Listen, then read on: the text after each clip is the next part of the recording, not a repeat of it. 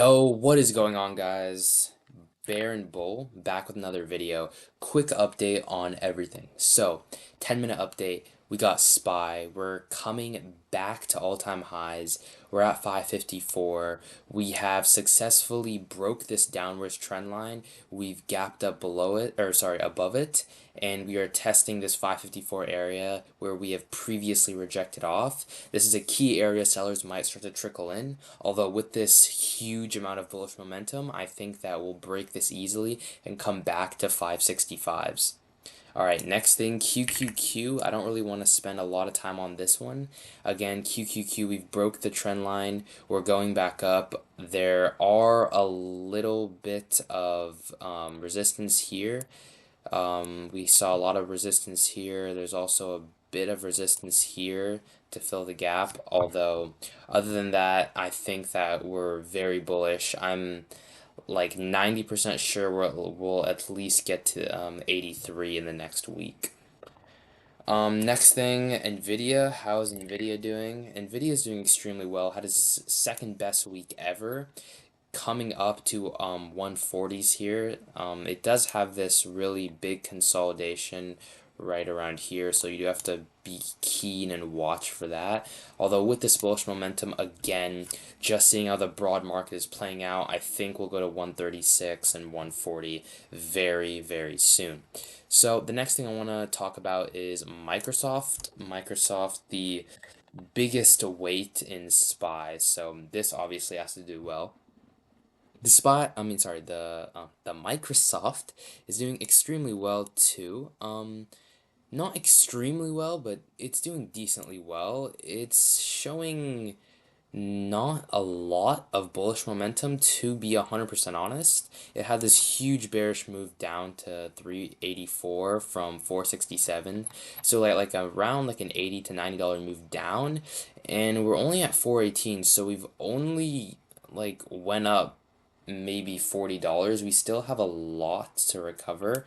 Let's see how much we still have to recover. So we still have to recover around like 12%, around $50. So not the amount of bullishness I want, but it's doing all right. So next thing I want to talk about is Amazon. Amazon's actually doing decent. Amazon actually went down to 151 from 200, so that's a pretty bad crash. And now we're testing this resistance level of 180 to 176, so you have to be really keen of that. Just watch for sellers trying to step in. So that's kind of the whole basis for this weekly update, guys. A lot of stocks, a lot of the core companies are actually in these heavy resistance levels right now. So if we break them, we'll probably go back up to all-time highs. Although just to watch out for sellers trying to step in and get their way in. If they do, don't be too scared because it probably won't last forever and it'll probably just be a minor pullback until we see all-time highs. Google has this big monopoly case going on, so I wouldn't really touch Google, to be honest. This is looking like a bear flag, probably gonna come down. I'd be looking to short this probably to 150, I would say. Yeah, right to this 155 area. It's at 164 right now, so yeah, it's looking a little risky. I wouldn't really touch it too much. Last thing that I kind of want to look at is SMCI. Or actually, sorry, not. Actually, sure. We'll look at SMCI. SMCI, I don't really want to talk too much about it. It was an extremely overvalued company. It went up to 1.2K, and now it's all the way back to $628, where it should rightfully be. I personally think that it is a little, actually, I would say around this $600 mark. I would say this $500 mark is a correct evaluation for SMCI.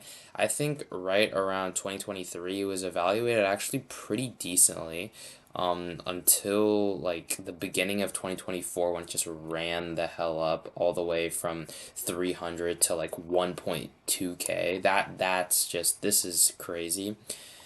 Although I do think that SMCI can still come down, I would actually be looking for SMCI longs in this 300 to $400 area, as I feel that as of right now, that is SMCI's correct evaluation.